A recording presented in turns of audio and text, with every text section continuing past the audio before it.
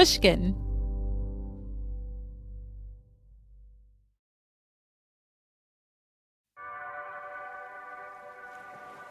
Before we get started, let's talk about Pushkin Plus. Pushkin Plus is a subscription podcast program available on Apple Podcasts. Members will get access to exclusive bonus content, like my weekly bookmarks, where I talk about how I got a book agent and what I'm watching on TV that week. You'll get uninterrupted listening to many of your favorite podcasts, like Revisionist History, Cautionary Tales, and The Happiness Lab. Sign up for Pushkin Plus on the show page in Apple Podcasts or at pushkin.fm.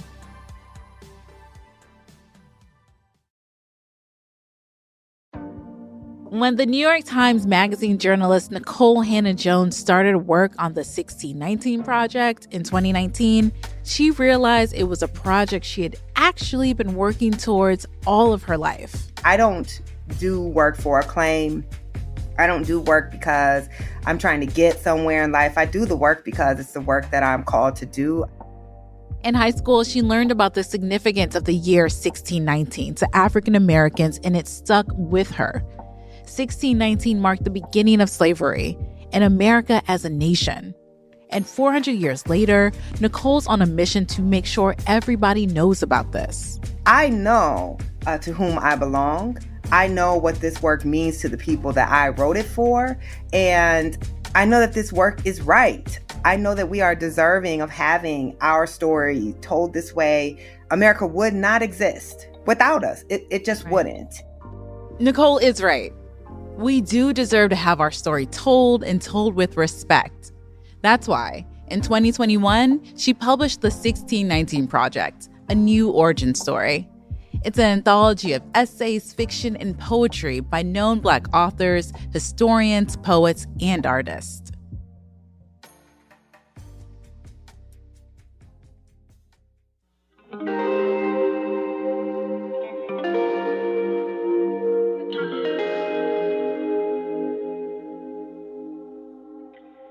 Welcome to Well-Read Black Girl, the literary kickback you didn't even know you needed.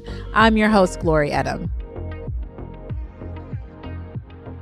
And this week, I'm speaking with Nikole Hannah-Jones. We talk about how social justice showed up in her childhood, her writing process as a journalist, and why she can finally claim Howard University as her own.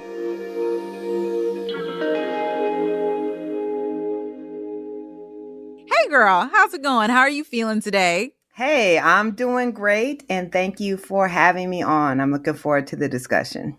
So, first question, how did reading and writing show up in your childhood? Oh man, I cannot remember a time where I was not both an avid reader and a writer. Some of my earliest memories are reading the newspaper with my dad. I was always surrounded by books. I was always going to the library. As soon as I got old enough to go by myself, I would just walk. I always had my nose in a book, whether we were in the car or I was sitting in the living room while my family was watching television. I just always loved books, and I always used writing to express myself. I kept a journal from a young age, and then I would write poetry. I would write short stories that I had in my head. So I always feel like those two things go together. I love reading the acknowledgments of folks after you write a book. But one thing that stood out with your acknowledgments, there is a person, Mr. Ray Dial, that you shout out and you give so much love. Can you tell me about him and how he influenced you? Absolutely. Mr. Ray Dial was my African American studies teacher, and he was the only Black male teacher I ever had. And I took this one semester Black Studies elective, and truly that class was transformative for me.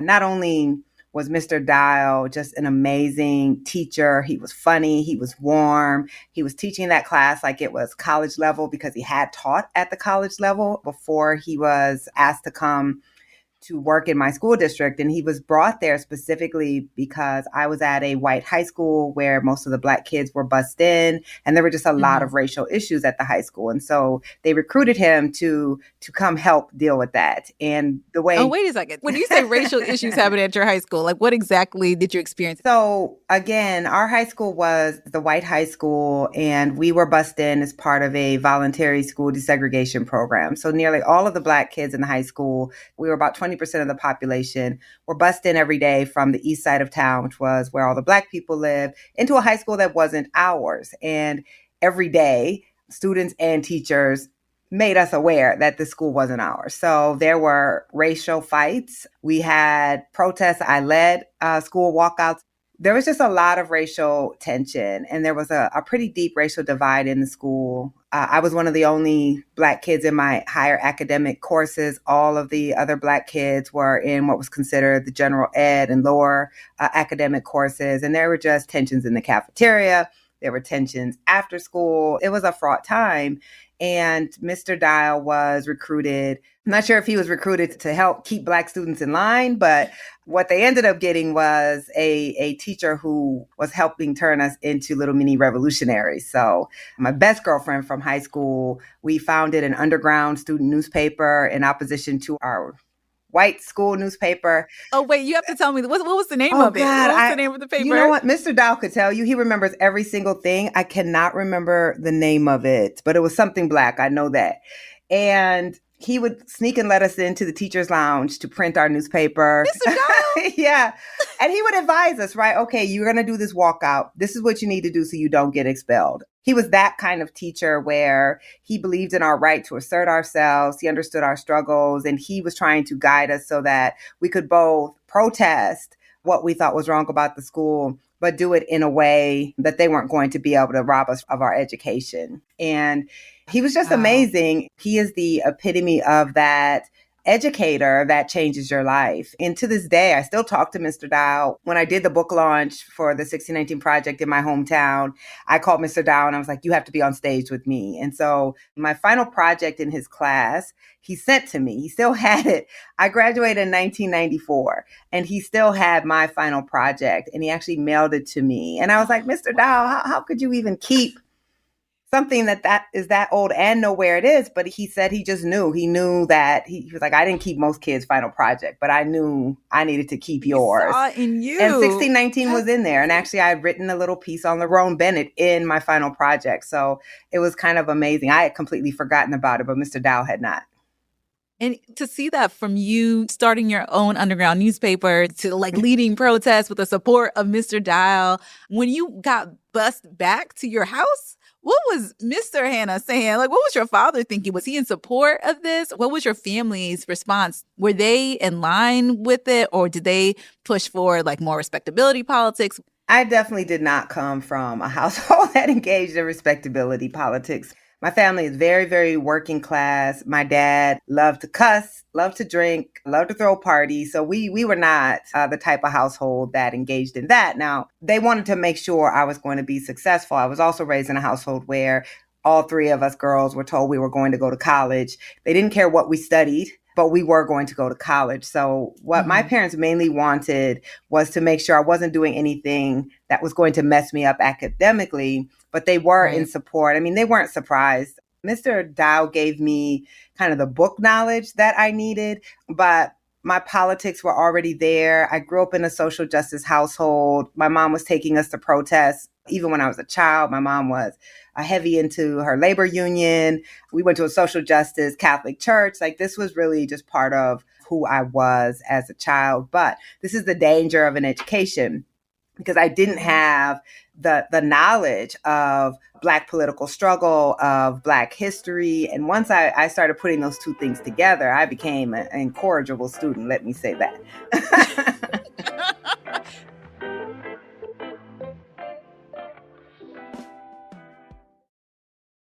What were one or two books that you read that let you know, like, yes, was it Baldwin? Was it Morrison? Do you have some authors that come to mind immediately? This is going to be a very revealing answer, because I talked to Ta-Nehisi a lot about this. I didn't read really any Black literature growing up. I was being exposed to Black historians, African origins of civilization, those type of books, but I wasn't reading literature. I didn't read Baldwin until I was in my 30s. I didn't read Toni Morrison until I was in my 20s. And I think you can actually see that in my writing, right? I'm not a super literary writer because I didn't grow up with that. The only Black literature I really read when I was in high school was Langston Hughes. And that's because at my high school, we had one poem by Langston Hughes, A Dream Deferred. And then I decided to do my senior AP project on Langston Hughes. And I went to the library and checked out all of his short stories, all of his poetry.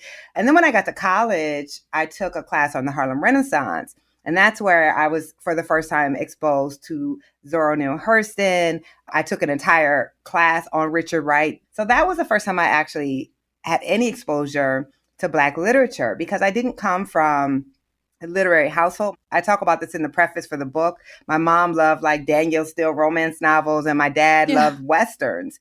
I'm so glad you brought up Langston Hughes, because I was surprised by American Heartbreak 1619. So I have read so much Langston Hughes, and it's like just one of the core foundational poets that you read as a Black artist, as a Black person, you know Langston Hughes. And everyone refers to Dream Deferred, but I had never read American Heartbreak. So did you make that correlation early? Is that something you knew from your studies as a child, or it was later on that you're like, oh my God, he was writing about the same thing? This was after the 1619 Project originally published. So no, I've probably read more Langston Hughes than your average person. I literally read all of his short stories, everything. By the way, short stories are amazing. One of my favorite books is The Ways of White Folks, which I actually have with me. I carry it with me sometimes because I just love rereading the short stories. But after the 1619 Project published, someone on Twitter, I think it's the Beinecke Library, I think they might have his papers, shared the poem on Twitter, and then someone tagged me in it. And I was like, oh my God, my favorite poet was writing about 1619. And then I realized, the more I've done this project, like Dr. King was talking about 1619 all of the time, but never in any of the speeches that I ever read or that they talked about. And you realize that within certain circles, 1619 had always stood in as a starting point, as this lineage, but it had been just largely erased from kind of the common memory.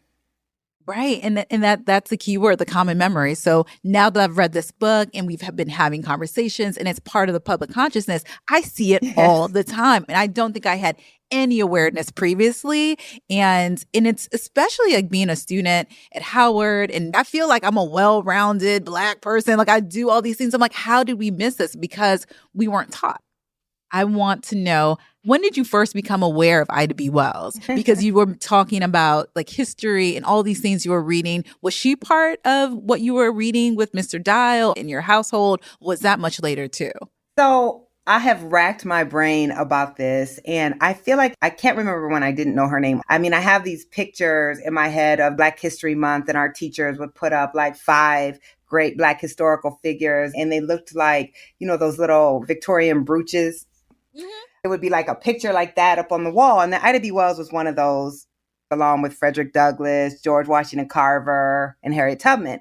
And they said she was a journalist, but didn't say what type of journalism she was doing. What was the subject of her journalism? So I knew her name, but I really didn't know anything else about her, except that she was an important historical figure. And then when I was at Notre Dame, I was an African American Studies major, and I was very nerdy. I still am. And so I would go through the stacks in the bookstore and see what teachers were assigning in classes that I wasn't able to take. And then I would buy those books. And one of the books I saw was the autobiography that Ida B. Wells wrote. And I was like, I don't really know who she is. Like, I know her name, but I don't really know who she is. And so I started flipping through it, and I was like, oh my God, this woman was no joke. And so I bought the autobiography. And after I read that, I was just like, this is my spiritual godmother, right? This is the model of a Black woman coming fully into her power and using her voice for the benefit of her people and being fearless and courageous. So you had this experience with Mr. Dial. You were just starting to decide what you wanted to be when you grew up. When did you decide to actually become a journalist? So, I grew up in Waterloo, Iowa, and I always say there aren't a lot of Black people in Iowa, but there's still enough to segregate us. So that's why we were part of a busing program, and we faced a lot of discrimination in the school and a lot of stereotypes about the Black side of town being dangerous, about the students who were coming from the Black side of town being dangerous, about us not being as smart. And to be clear, I did read newspapers my whole life. I subscribed to Time magazine starting in the 7th grade. I got my first letter to the editor published when I was 11 years old about Jesse Jackson in the primary. I told you I was nerdy. I was first in the nation primary, and this was 1988, and Jesse Jackson was running to become president. And he didn't do very well in the primary, and this tells you how nerdy I am because I'm 11 years old and I'm paying attention to the presidential primary. And I felt he didn't do well because he was Black, at least partly. And so I wrote a letter to the editor, and I just said, I felt like he was a good candidate and we should have given him a better chance. And that one day we were going to have a Black president, whether we liked it or not. 11. You knew it. 11-year-old Nikole knew. 11. She said, I know there's Obama out there or Tyrone. There's somebody. It's going to happen. And every day after I sent the letter in, I would rush home from school, look in the newspaper to see had they published it. And one day they did. And I just remember feeling like, oh, I can see something I don't like and I can write about it. And I might not change people's minds, but I can force people to at least grapple and acknowledge how I feel about it. So the idea that I might be a journalist was there for a pretty long time. And then I only applied to one college. I only applied to Notre Dame because I believed I needed to go to a prestigious college because I felt as a Black girl, I had to have a certain credential to try to mitigate racism. And I had to go close to home because my family was working class. They weren't going to be able to fly me home. If I wanted to come home, I had to be within driving distance. And Notre Dame did not offer journalism. So I studied my first love. My first love really is history. I studied history and African American studies and considered maybe getting my PhD in history and being a historian. But I ultimately decided that journalism could wed the best of both of those things. I could be writing about contemporary society. I could write about inequality today and hopefully try to work in a way to advance our people, but I could use history in my writing. And that's when I decided for sure that I wanted to become a journalist. After the break, Nikole and I dig deeper into her process of creating the 1619 Project, her writing practices, and how she ended up at my alma mater, Howard University.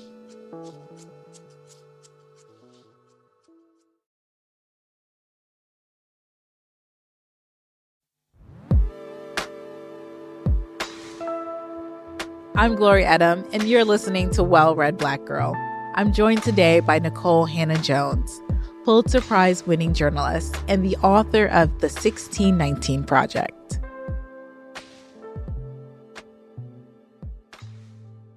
Can we get in your mind a little bit in just the process of when you're crafting a story? Walk me through the research process of deciding that this was the book to write and how you even approach the editors at the New York Times. It's very clear that they've been supportive of you from the beginning. There is so much what feels just like a collective care when it comes to publishing this work and making sure that you're at the forefront and you're able to really curate it the way you want. Can you talk about the contributors, even the titles of each chapter? How did this all come together? Yeah, I feel like in some ways I've been working towards the 1619 Project my entire career. I became a journalist because I wanted to write about Black people and I wanted to write about racial inequality, but I wanted to do investigative reporting around racial inequality because I've always felt that so much reporting around race is superficial, that it's really just listing everything that Black people suffer from as if no one or no thing is causing that suffering. And as someone who studies history and loves history, I know that history for me explained the architecture of inequality. And so in journalism, you could do the same thing. And almost everything that I've approached, as you said, most of my career, it was always, how can I help people understand this modern phenomenon by helping them understand the history and the intentional way that this inequality was built? How can I tell a narrative that people actually care about, right? So it was always these sorts of things. And the way that I approach the 1619 Project is the way I approach most things. Having a history degree, I do an extensive amount of historical research on anything that I'm working on. I read often multiple books. I do original archival research depending on what it is that I'm writing. I talk to historians. I read sociology. I mean, I basically do a literature review. I like to see everything that's been written along the subject and try to figure out what can I offer that will be surprising. As you know, when it comes to race, everyone thinks they know, but they don't really know. Right. And so I think of like, what are all the arguments I hear? What are the objections? What are the things that people think that they understand, but they really don't? And then how can I challenge that with the writing?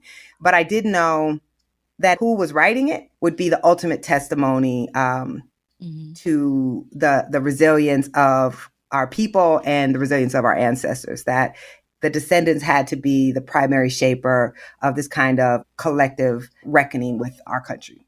It's so beautiful to encounter this work because the list of scholars and writers, you know, you have everyone from Tracy K. Smith in here to Lynn Nottage to Dorothy Roberts to Barry Jenkins. I mean, you have Claudia Rankin. It's just so phenomenal. And each chapter, it's simply one word. So you have democracy, race, sugar, progress. Like every single chapter literally shows how the legacy of slavery is in everything we do. It's in the fabric of our Constitution. And this idea of a functioning democracy, that is what you are illustrating in this book.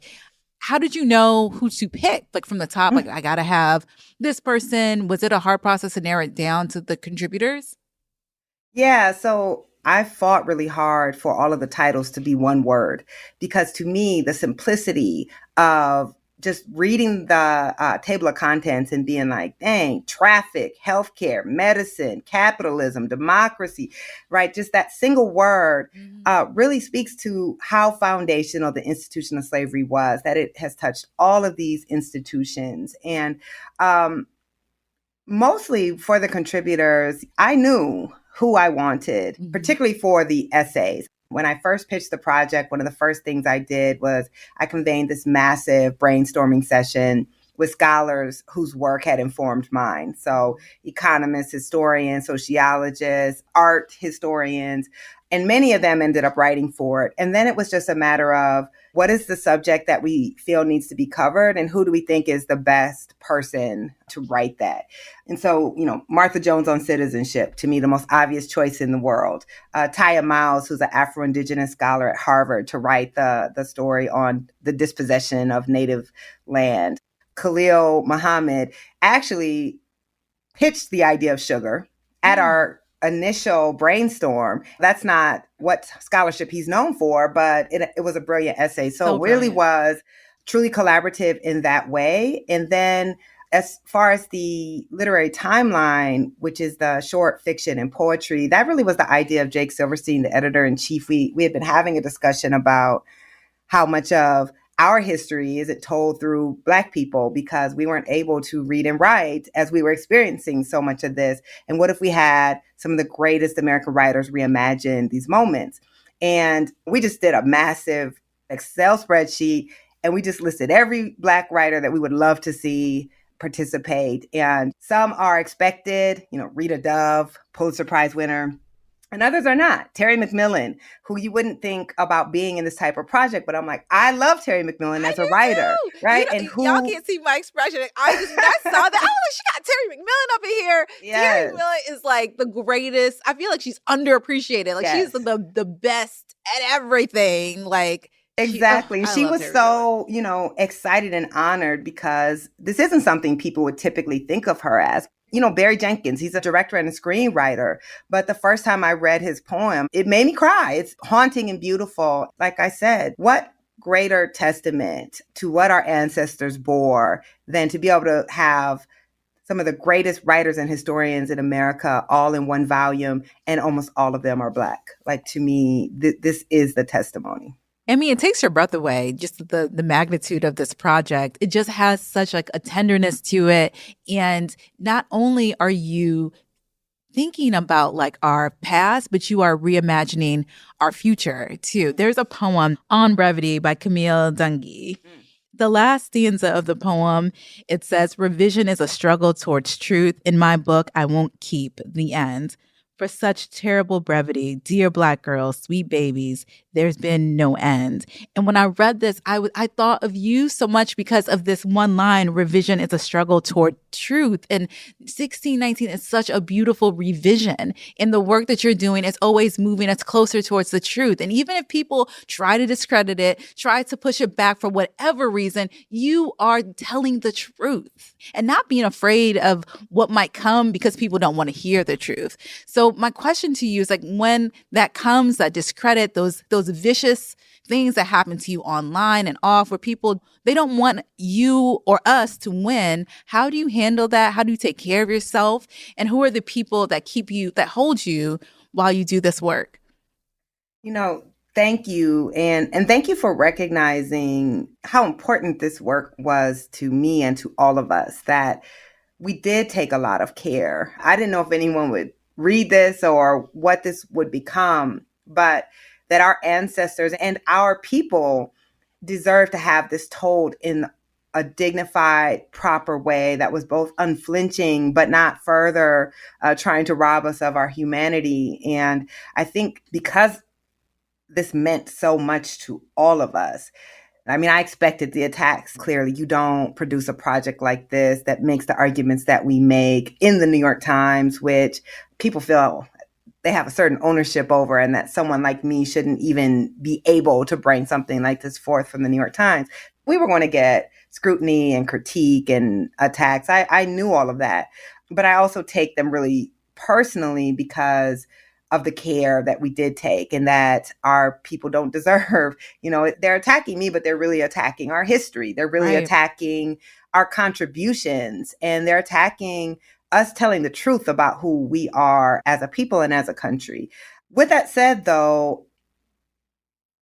I just, I say this again, I really am built for this because I know to whom I belong. I know what this work means to the people that I wrote it for. And I know that this work is right. I know that we are deserving of having our story told this way. America would not exist without us. It just wouldn't. And I know the decades of scholarship, much of it by Black scholars who were determined to push back on this narrative that wrote us out in the margins. All of that means that I just have confidence and surety about the work that I'm doing. I don't do work for acclaim. I don't do work because I'm trying to get somewhere in life. I do the work because it's the work that I'm called to do. You sometimes get caught up in the criticism, and it plays an outsized kind of role in your psyche. Mm-hmm. But when I go out and, the Black Delta flight attendant or the Black doorman or my driver when I was going to an event, who I had to mail him a book because he just couldn't believe he was driving me, like regular Black people who know and value this work, then what can anyone say to me? So I just feel honored. And this is where studying people like Ida B. Wells, right? Studying the way that people who, particularly Black women, who tried to tell the truth. I mean, Toni Morrison, right? They attacked her Nobel Prize and said that her getting it delegitimized the Nobel Prize the same way that they said that about me and my Pulitzer. So studying history means that we have the backbone and the strength to know what to expect, and that if our ancestors could bear it without the resources we have, without the institutional support, I can certainly bear it. So I'm great. Now, I am drinking wine in the middle of the day, so that might tell you something. But overall, I'm just proud. Like, if people were not the right type of people, were not attacking this work would have failed because it would have told a comfortable and comforting narrative. And this work should be troubling to the people who have held power in this country. And it is. So I'm proud of that. We are proud of you, and it's given us the vocabulary. There's so many things that I wanted to say that maybe that I felt timid about, or maybe I was like, I don't know. But the moment I can cite your book, I can reference the things, I can go down a rabbit hole of knowledge and feel empowered and know that, like, this is history. These are facts. This is not something you can dispute with me because it lives in a real space and it's now part of our collective consciousness. What other things like motivate and inspire you from a creative standpoint? So I hope all the writers who are listening to this will be calmed by this, because whenever I read about writers whom I admire their writing process and what a mess it is, then I feel calm. Because I'm like, my writing process is a complete mess. It's grueling, and I have to write in the mornings. My mind only functions super well in the morning, so I have to be... Like, how early, though? We talking about 5 a.m., 4 a.m., No, 8? Usually like 7 or so. Like, not super early. I got to get up, get my coffee. I am a morning person. I do wake up early. The house needs to be empty. I need to write in silence. I'm not one of those people who can write in a coffee shop or write anywhere. Like, I'm a bit of a diva when it comes to writing. Everything has to be kind of particular. I have a writing space in my basement. It's like a bomb shelter. It's in the basement. There's no windows. There's nothing. No windows? No, it's just because I just have to be alone. Writing is agonizing for me. I mean, there's probably been 4 times where I just sat down and just everything flowed. And I was like, oh, this is going to be good. Partly because I do an overwhelming amount of research. So by the time I write, I just know way too much. I have way too many sources, and it's hard to figure out how to start and how much to leave out. So I read this somewhere when I was reading about other writers' writing process. And I don't remember who it was, but they said you have to free yourself to write shitty first drafts. And I was like, that is so liberating. And so I wrote it on a piece of paper, and I like have it in my writing space. And I'm like, just get it out. Just get it out. Because otherwise it's like I'm agonizing over every single word. And you've been sitting at the keyboard for 2 hours and you have like one paragraph. Right. 500 words instead of like the 5,000 page essay. So what typically happens is I research until I can't anymore. And part of it is I just never feel like I know enough. And part of it is just procrastination, where I'm like, as long as I'm researching, I don't have to write. And then when I write, I just sit down and write the whole damn thing. So my husband would tell you, I work 14, 15 hours just sitting at the desk, drinking seltzer, and don't come down and talk to me. Don't say anything to me. There'll be books scattered everywhere, notebooks scattered everywhere. And I'll just write that thing obsessively until I have a draft out. That's typically how I do it. So like the democracy essay, the first version of it, probably revised 12 times. And then when I expanded the essay, that was just as long of a revision process. And it's just a constant revising. I never lack for motivation. Like, I get to write when I want to write and what I want to write. And so whenever I'm writing, it's because I'm getting to write something I feel is important. And you're doing it to yourself. Yeah. Writing is like therapy. Like, I have this like tension bottled up about something that I'm seeing or something that I think needs to be addressed. And then I can put it on the page, and it's like a release for me once I've gotten it down. There's so much abundance in the project. Each essay, each contribution, you can go a million different directions. And you brought up the children's book. Can you talk a little bit about the children's book you co-wrote with Renee Watson, Born on the Water? So I am so proud of Born on the Water and my collaborators, Renee Watson, who's just an amazing children's book author, and then Nicholas Smith, who is the illustrator. It's really one of the most important things that I've done. It came out of 2 things. When the original project came out, I kept hearing from so many parents, especially Black parents, who said, I learned so much reading the project, but I don't want my child to have to wait until they're grown to have an understanding of our legacy and our lineage. And I really wish that there was something for kids. You know, the magazine was turned into curriculum, but it was a high school curriculum. So parents were asking for it. And then, of course, I was thinking a lot about my experience as a child and what it would have meant to me as a Black girl to have an origin story, as opposed to feeling like we didn't have one and every other group did. So that's really where the idea came from. And I knew I wanted to write it, but I'd never written a children's book before. And I don't have, the hubris to think that just because you're good at writing in one way, you'll be great at writing in another. So I asked, to be paired with a veteran children's book writer, but I said, I actually want to like co-write it. Like, I don't want it to be like my name, but she actually wrote it. So they introduced me to Renee, and I had read some of her children's book, but then I read everything that she wrote, and we met and just hit it off. And so we really co-wrote it. Like, every other stanza is either her or me. And we were talking the other day, and we're like, sometimes we can't even tell who wrote what. Some of them I can tell. I'm like, yeah, that's definitely what I wrote. But others, like, we had such a synergy and connection, and she was so gracious to be paired with someone who doesn't write children's book, but to see the response of children and their parents to this book and what it has meant to them has just been so great. especially for Black descendants of American slavery, because even my daughter, when she was in elementary school, was a lot of Black kids, but most of the Black kids were coming from the Caribbean. Mm-hmm. So when they would do Flag Day, all those kids were like proud with their flag from Trinidad or their flag from the DR. And my child was like, what's my flag? Right. And so for her, Black American children to be able to claim their lineage was just really important to me. And it's been a beautiful thing in the world. I have to talk about Howard. Yes.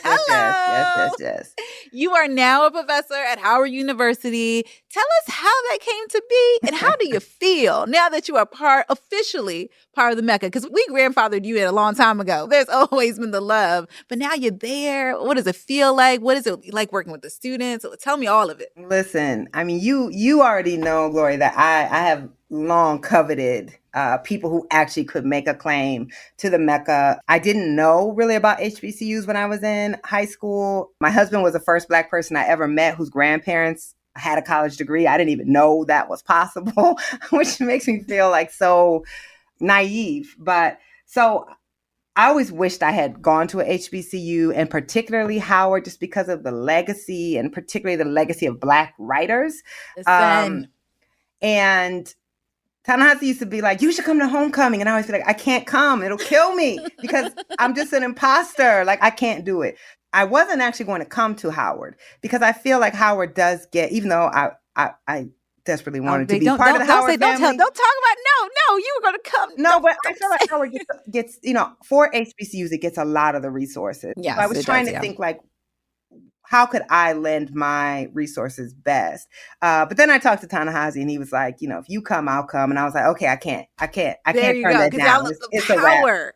Let me just say, it's been an absolute dream. The faculty is just amazing and brilliant and love their people. And the students, they didn't choose Howard as their second pick, right? They were like, this is the only school I wanted to go to. And my students are just so confident and passionate and smart. It's just been amazing. Now I can claim Howard finally. You can claim it. The other day I was on campus and they played Lift Every Voice and Sing from the Bell Tower. And I was like, I am home and it's not too late.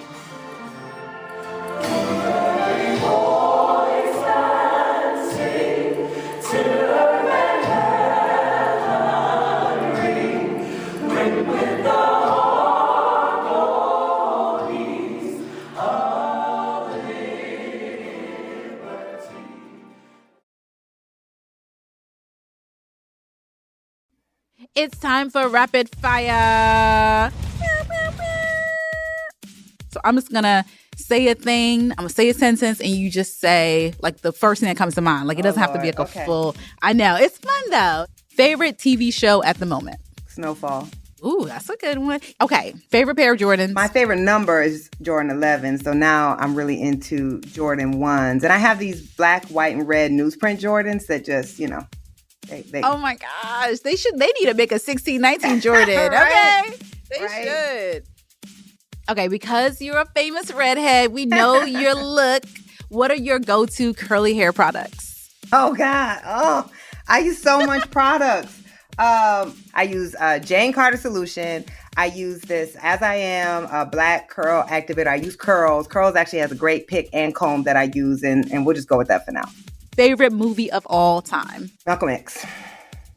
All right. How many tattoos do you have and what are they? So I have a feather on my foot, which is a peacock feather because my nickname back home is Bird, and I got it in honor of my father when he died. I have a butterfly on my arm, which stands for renewal. I have an Africa with a peace sign on my wrist. I have a Waterloo tattooed on my right wrist, which is my bitch stay humble tattoo. Just always remind myself I came from the dirt, and to the dirt I can be returned. So be humble. And then I have a tattoo of a hibiscus and a butterfly. And my baby sister passed away some years ago, and she had that tattoo on her arm. So I got that in honor of her.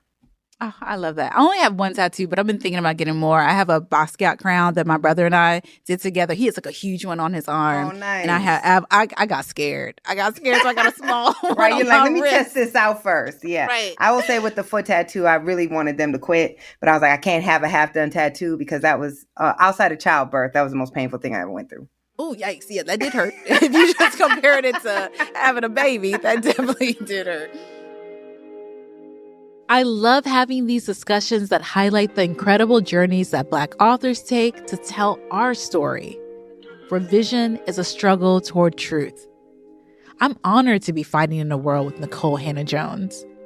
Reading the 1619 Project as a Black woman, I learned about my place in society and the power of acknowledging our collective history.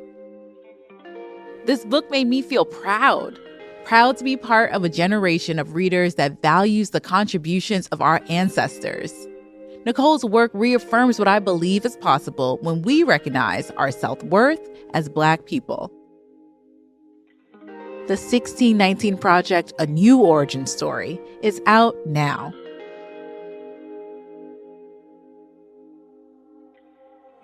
In our next episode, I'll be joined by poet and author Elizabeth Acevedo to discuss her path to poetry and how music led the way.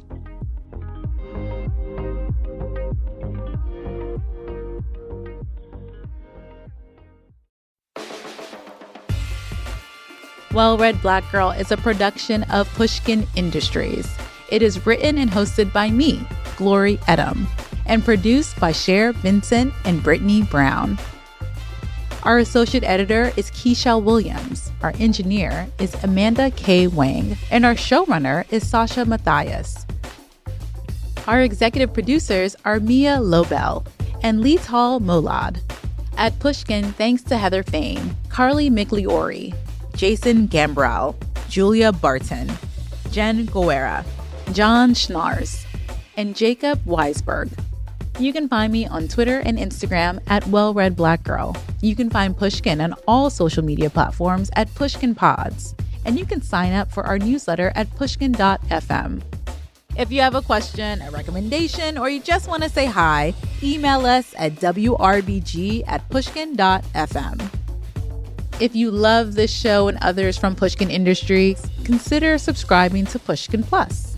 Pushkin Plus is a podcast subscription that offers bonus content and uninterrupted listening for $4.99 a month. Look for Pushkin Plus on Apple Podcast subscriptions. And if you're already a subscriber, make sure to check out my exclusive bookmark series. You'll hear extended interviews with book club members, bookstore owners, and more. And you get to hear what's on my mind, what's on my radar, and of course, what's on my reading list each week. To find more Pushkin podcasts, listen on iHeartRadio app, Apple Podcasts, or wherever you like to listen.